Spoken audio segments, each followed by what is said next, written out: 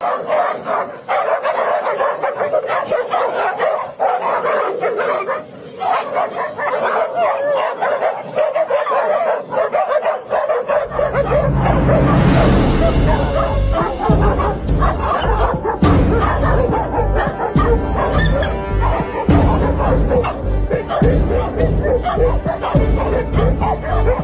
world is buzzing with China's latest economic figures, and the message is clear. They are not just surviving, they are thriving. Their first half of 2025 economic numbers are in, and they paint a picture of remarkable strength and resilience. How are they doing it, especially in the face of ongoing trade challenges? Today we're discussing the data, celebrating their strategic victories, and showing you exactly how China is navigating and winning in the global economic arena. The U.S. political system hates China. Why? Because China's big and successful. And so that the U.S. hates. It's a rival, it's a competitor, and so this is the one thing he left on. Now he's going to mess up everything with this too, because in a trade war between the U.S. and China, China wins. China does not depend on the U.S. market very much.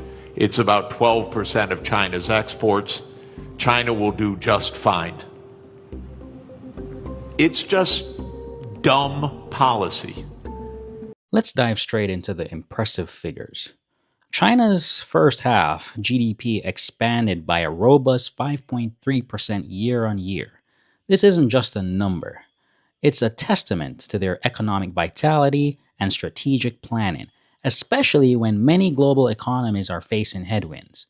This strong performance clearly demonstrates China's ability to maintain significant growth. And the good news doesn't stop there.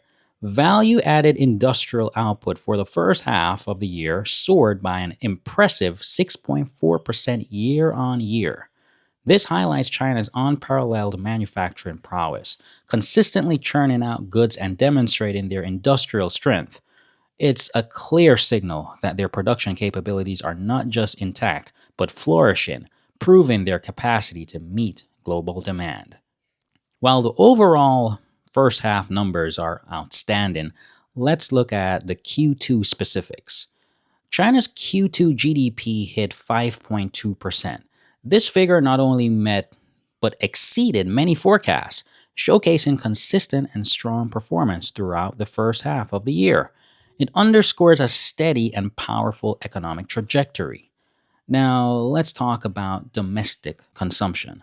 While June retail sales saw a slight adjustment to 4.8% from a year earlier, it's important to view this within the broader context of a dynamic economy. Consumers are making thoughtful choices, and this figure still represents substantial activity within a massive market. The overall trend for domestic consumption in the first half remains positive, contributing a significant 52% to GDP, with its share actually rising in quarter two. This indicates a healthy and evolving consumer base. Fixed asset investment for the first half of the year grew a solid 2.8%. While some sectors like real estate are undergoing strategic adjustments, this growth reflects ongoing development and investment in key areas. China is proactively managing its economic landscape, ensuring sustainable and balanced growth across various sectors. The urban unemployment rate also held steady at a healthy 5% in June, reflecting a stable job market. During the past 10 years, there's been virtually no change in Chinese exports to developed markets, US, Japan, Europe, Australia. But in the last 5 years, their exports to the global south have doubled. And that's an astonishingly big achievement. Now, a lot of the exports that they do to the global south are re-exported to the US. We put tariffs on Chinese goods, but Chinese build plants in Indonesia, Vietnam, Mexico, and so forth, sell components and capital goods to these countries, and we buy from them. So despite the best efforts of Donald Trump, we are more dependent on Chinese imports and more globalized now than ever before. We tried to slam the door on some Chinese exports that just came in the window, as I mentioned, through third countries. And that puts us definitely on a back foot. Now, let's address the elephant in the room, or rather, the strategic challenge that China has masterfully navigated: the tariffs. Remember back in April when the US escalated tariffs on Chinese imports to a significant 145%? This was a clear attempt to disrupt China's economic momentum.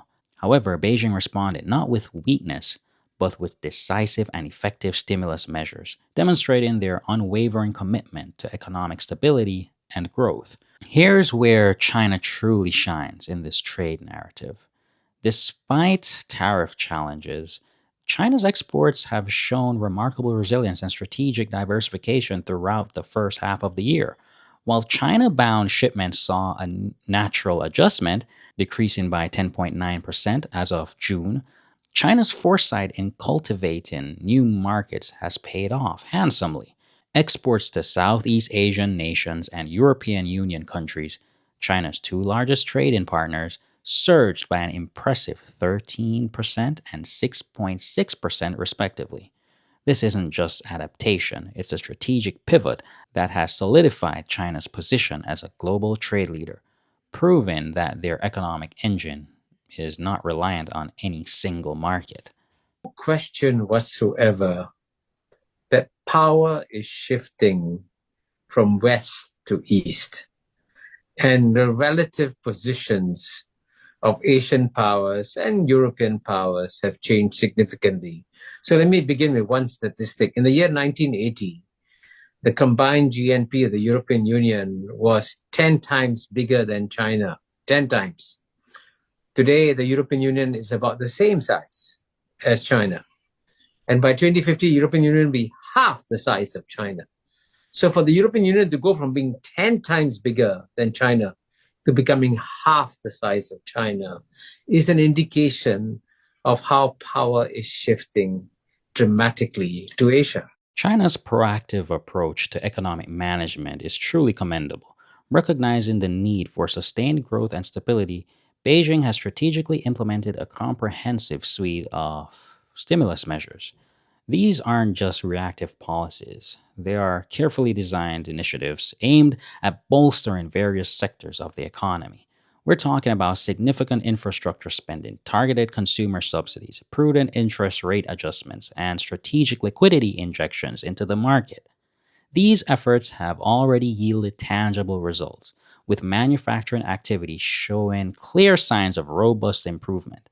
This demonstrates a government that is not only responsive, but also highly effective in steering its economy towards prosperity. The outlook for the second half of 2025 and beyond is equally promising. While some external factors are always at play, China's internal economic strength and adaptive strategies position it for continued success. Analysts are increasingly recognizing China's resilience. For instance, ANZ has confidently raised their 2025 GDP growth forecast to an impressive 5.1%, a clear vote of confidence in China's economic trajectory. Even with global economic shifts, China's ability to manage its internal dynamics includes strategic adjustments in areas like the property market, ensures a stable foundation for future expansion. The projections for China's economic future are strong and reassuring. While a Reuters poll suggests a slight moderation in growth to 4.5% in Q3 and 4% in Q4, these figures still represent healthy expansion in a complex global environment. China is not just meeting challenges, it is setting a new standard for economic resilience and strategic foresight on the global stage. I believe that the middle class is going to grow from 400 million to 800 million over the next 10 years. You know, everybody keeps telling me, go to Vietnam, go to India. But the reality is the next China is China, because the middle class is going to grow over the next 10 years. What's going to happen more is the government over the last 2 days has been talking about getting education access better for everyday low-income Chinese, getting healthcare access better for everyday low-income Chinese. So what you're going to see is about 400 million low-income Chinese. People who are probably making about $6,000 to $8,000 US a year. they're going to swell into the middle class ranks and be making 14,000 US dollars over the next 2-3 years. So it's not going to be middle class getting richer. It's about the size of the middle class swelling. So, multinationals, if you're thinking about a 3-5 year growth plan, you got to be investing in India, but you have to be investing in China because there's no other country that has the scale of China. Even if China only grows 5%, like the government has announced yesterday is their expectations, that's like adding an entire Thailand and an entire Vietnam economy to China. So what's the undeniable truth emerging from China's first half 2025 economic performance and their strategic navigation of the trade landscape? It's a story of remarkable success and unparalleled adaptability. Their robust GDP and industrial output figures for the first half of the year are not just numbers, they're a clear demonstration of China's economic strength and its ability to overcome external pressures. China is not merely surviving the trade challenges, it is actively shaping a new global economic paradigm. Their strategic diversification into new markets, coupled with astute internal economic management, showcases a nation that is not only resilient, but also innovative in its approach to global trade. The tariffs, far from crippling them, have instead spurred a dynamic evolution in their economic strategy, leading to new avenues of growth and stronger international partnerships. This is a testament to China's proactive leadership and its unwavering commitment to sustainable development. They are demonstrating to the world that with strategic foresight and decisive action, economic challenges can be transformed into opportunities for growth and global influence. China is not just winning, it is leading the way in a new era of economic prosperity and strategic brilliance. What are your thoughts on China's impressive economic performance so far? Share your insights in the comments below. Don't forget to like this video, subscribe to the channel, and hit that notification bell so you don't miss our next deep dive into the world of economics and geopolitics. Thanks for watching, and I'll see you in the next one. Bye.